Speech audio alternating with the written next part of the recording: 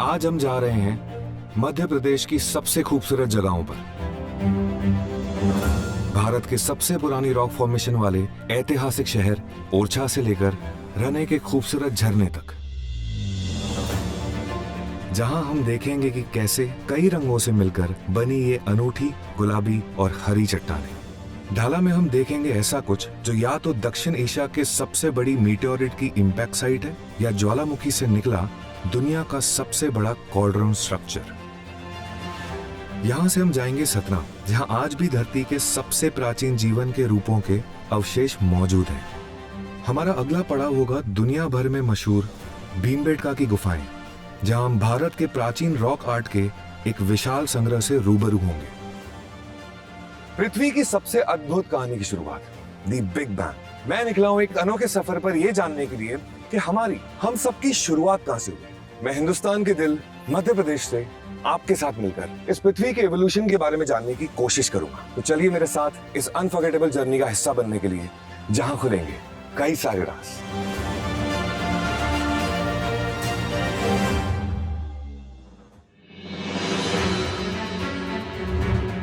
आज हम जानेंगे धरती के कुछ सबसे बड़े रहस्यों के बारे में। मध्य प्रदेश में पृथ्वी की उत्पत्ति के बाद से बनी लगभग सभी मुख्य आयु की चट्टानें और संरचनाएं मौजूद हैं, जिन्हें हम अपनी जर्नी में उनकी आयु के अनुसार देखेंगे और उसके भूवैज्ञानिक और भू पर्यटन से जुड़े महत्व को जानेंगे।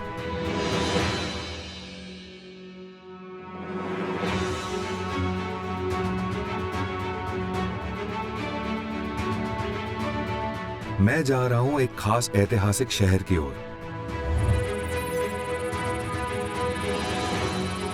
लेकिन मैं आपको दिखाऊंगा वो ओरछा जो 200 करोड़ साल से भी ज्यादा पुराना है।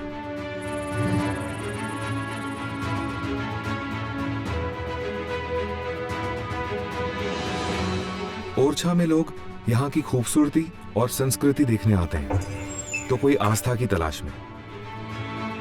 इतिहास प्रेमी अक्सर हजारों की संख्या में यहां पहुंचते हैं। ये एक ऐतिहासिक स्थल है। यहां पड़ने वाला मेरा हर कदम मानो मुझे एक सदी पीछे लेके जा रहा है।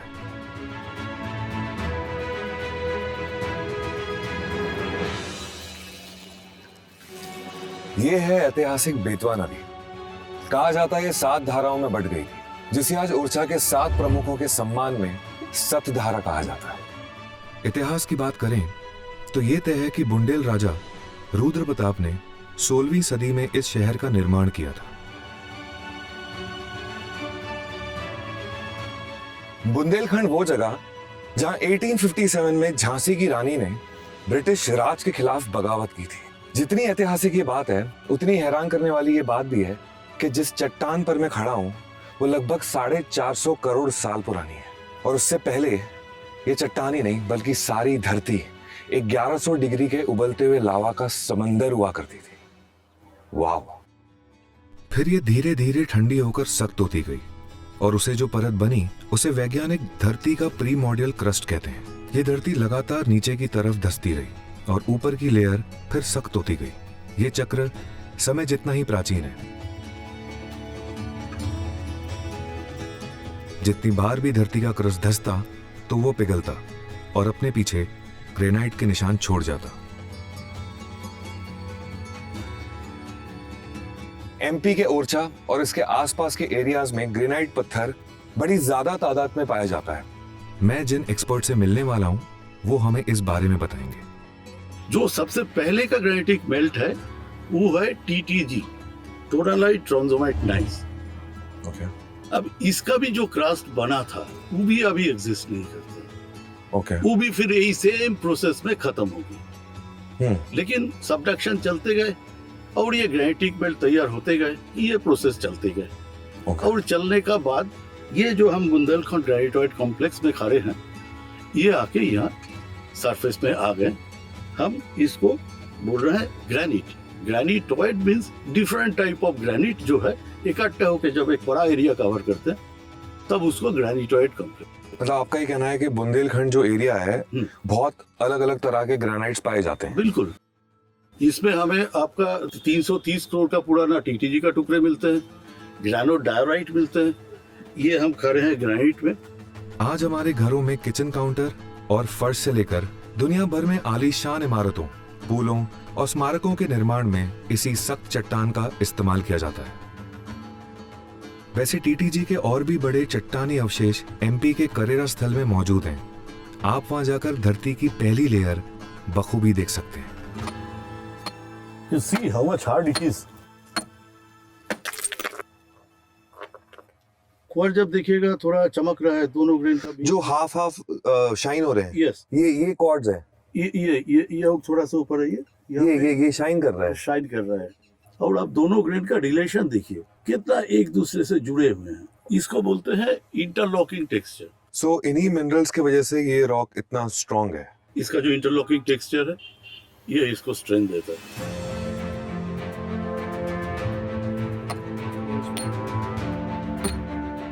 साइंटिस्ट के मुताबिक इन पत्थरों को ग्रेनाइट कहा जाता है, जो कि बुंदेलखंड ग्रेनाइटॉइड कॉम्प्लेक्स का एक हिस्सा है। तो देखा कितना प्राचीन है हमारा मध्य प्रदेश। क्या आप नहीं देखना चाहेंगे?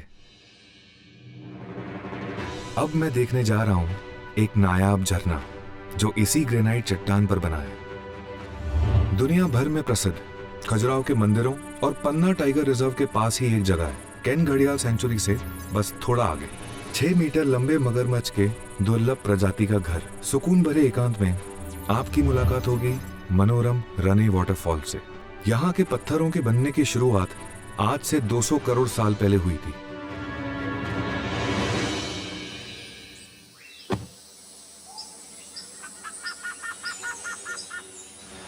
हम आ पहुंचे हैं भारत का ग्रैंड कैनियन कहे जाने वाले रने वाटरफॉल्स पे।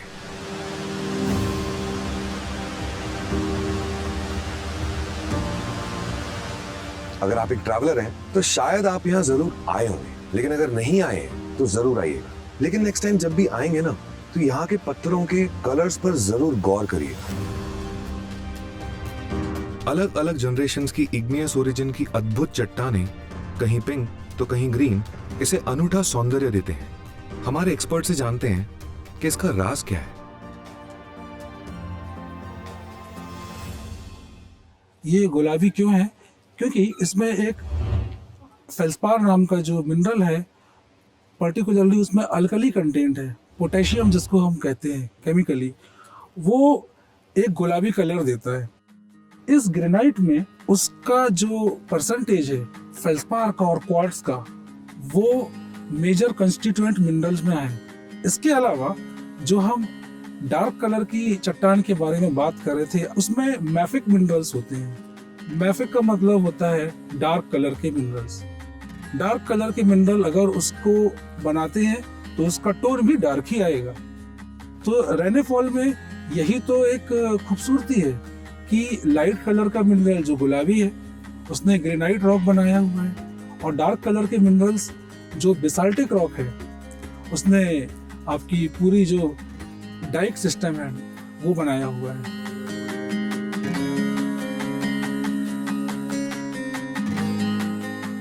एल्गे के स्वरूप में नदी के जलधारा को उनका हरा रंग मिलता है।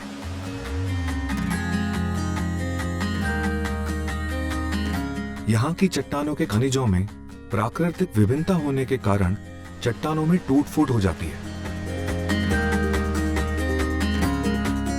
केन नदी और भूवैज्ञानिक संरचनाओं के हाइड्रोलिक एक्शन के कॉम्बिनेशन से इस वाटरफॉल का जन्म हुआ होगा।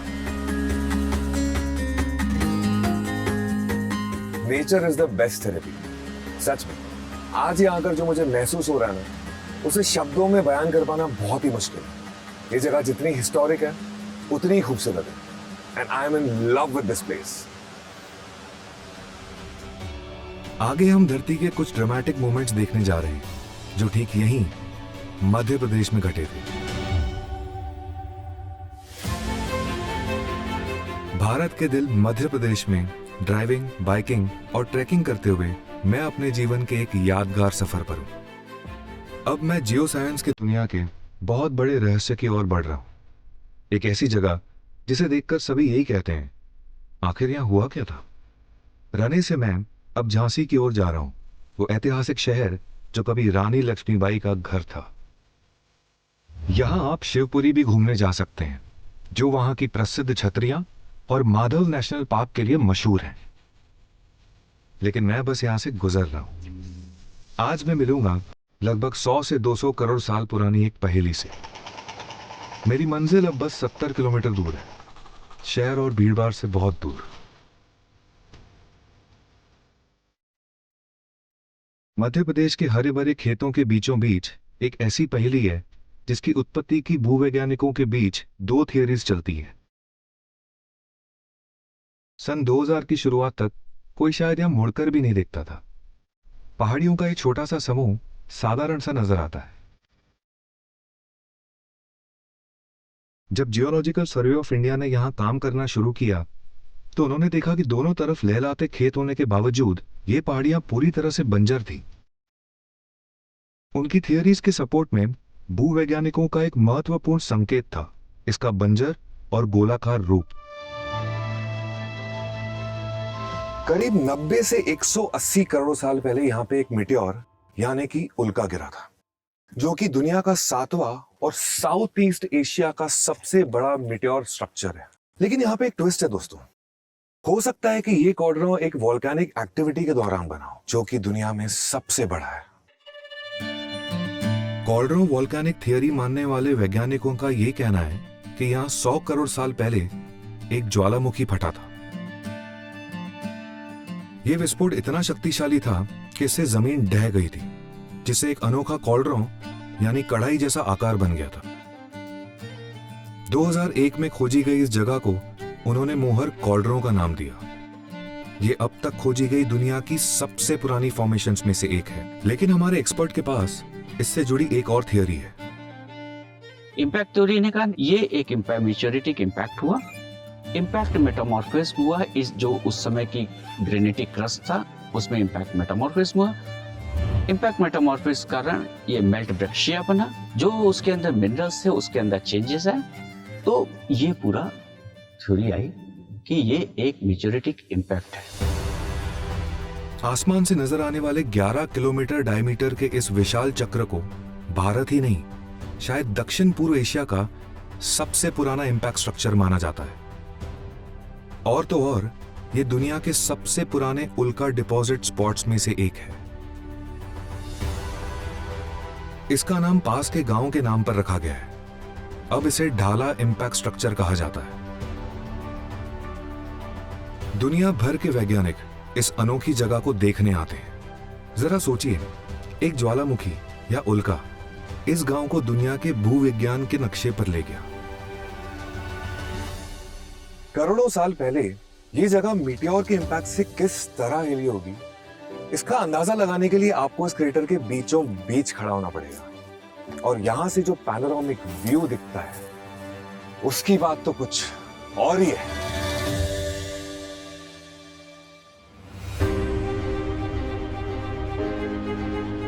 मैं निकल आया हूं सतना की ओर, वो जमीन जहां ढेरों राज दफन है, या यूं कहें कि बहुत कुछ कहना चाहते हैं।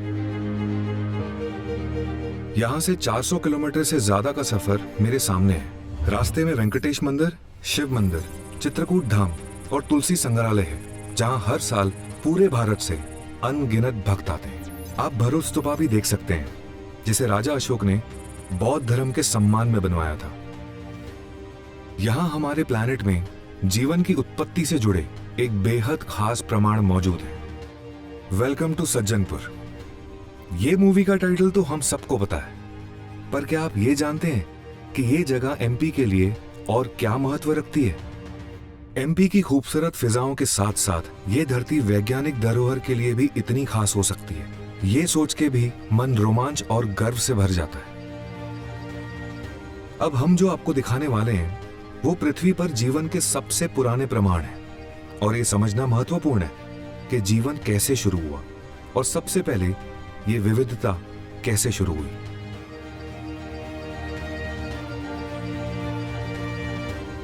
तो आइए उनकी कहानी जानने के लिए एक्सपर्ट से बात करते हैं।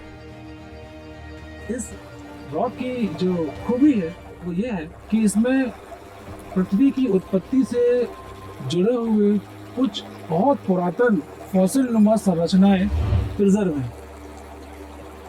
ये संरचनाएं स्ट्रोमेटोलाइट के नाम से पहचानी जाती हैं।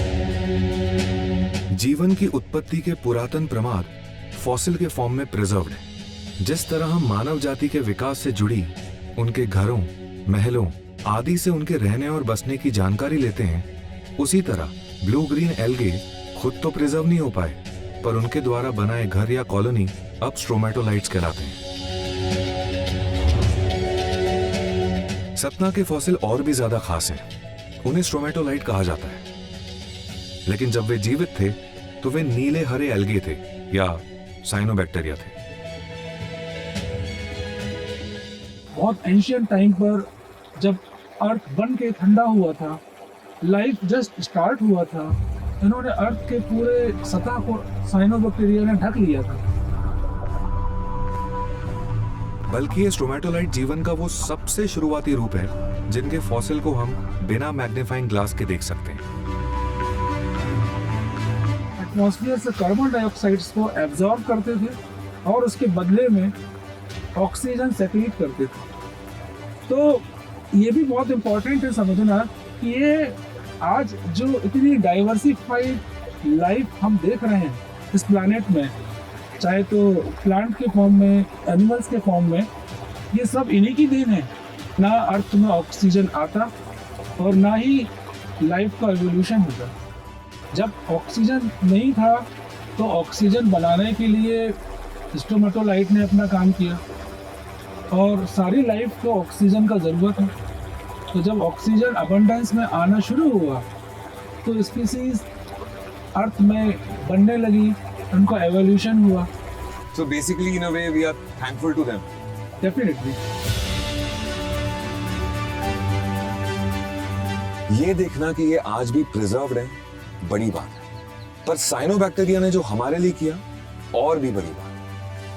वो कॉलोनीज में रहे हजारों और लाखों के ग्रुप्स में, जैसे हम आज भी रहते हैं। सिर्फ कार्बोनेट और फॉस्फेट की मदद से इन्होंने सर्वाइव किया। उस वक्त धरती पर बहुत ही कम ऑक्सीजन थी, इतनी कम थी कि अगर इंसान होते तो शायद जिंदा ना रह पाते।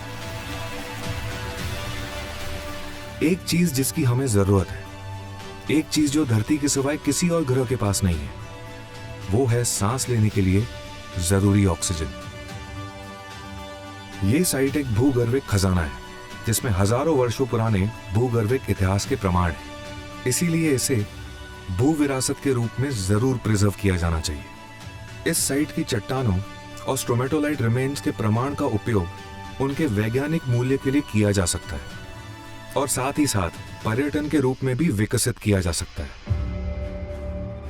इस जगह के महत्व को प्रिजर्व करने के लिए ज्यादा से ज्यादा लोगों तक ये पहुंचाना जरूरी है। सूरज की किरणों, CO2 और जरा सी ऑक्सीजन की मदद से इन्हें एनर्जी मिली, जिसकी वजह से ये जिंदा रह पाए। बदले में ये लाखों टन ऑक्सीजन हवा में रिलीज करते थे, जिसकी वजह से उसकी मात्रा 1% से 20% हो गई। इतने कि हमारे पैदा होने तक पूरे एवोल्यूशन प्रोसेस को जिंदा रखा। अब मैं बढ़ूंगा भारत की बेहद प्रसिद्ध गुफाओं की ओर।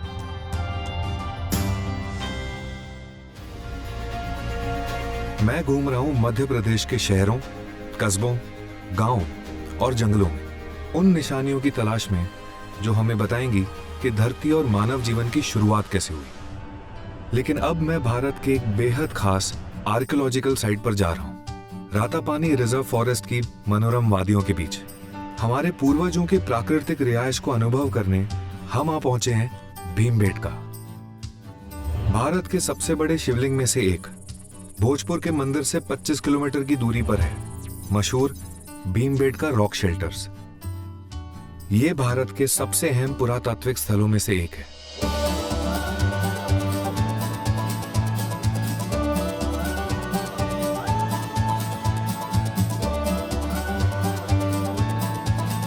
ये एक यूनेस्को वर्ल्ड हेरिटेज साइट भी है। यहाँ पर 750 से ज्यादा केव्स हैं, जिन्होंने हमारे पूर्वजों को 10,000 से 1,00,000 साल तक शरण दी। आइए जानते हैं अपने एक्सपर्ट से कि आखिर ये शेल्टर बने कैसे। ये जो आपका रॉक शेल्टर्स यहाँ पे ही क्यों बना?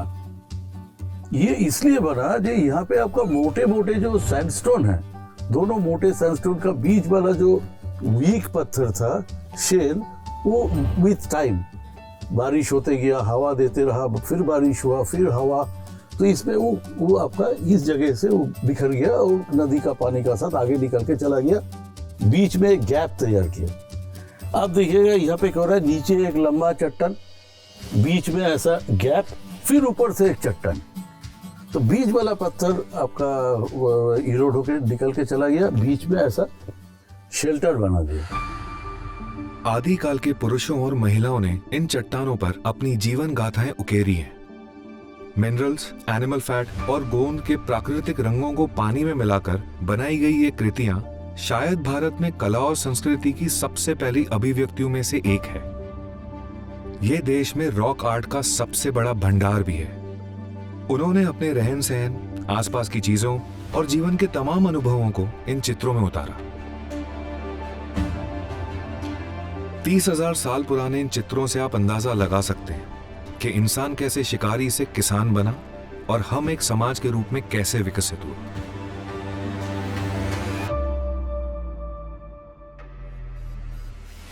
हर चट्टान, टीला और पहाड़, हर झरना और नदी मध्य प्रदेश की सबसे मशहूर जगह से लेकर छुपी हुई जगहों तक, ये भूमि प्राकृतिक इतिहास प्रेमियों के लिए किसी खजाने से कम नहीं।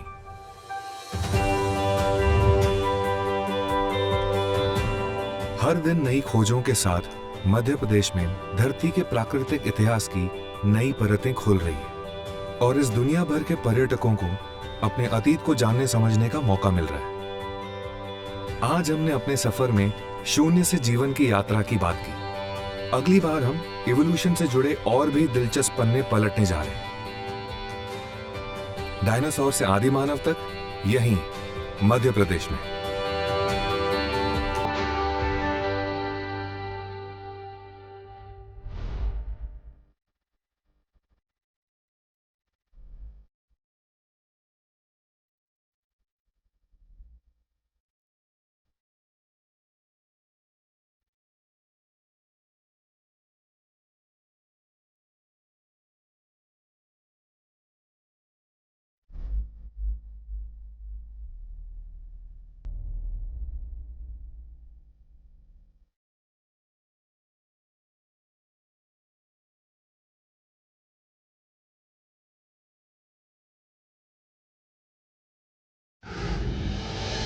Like, share, subscribe and click on the bell icon to never miss an update from Epic.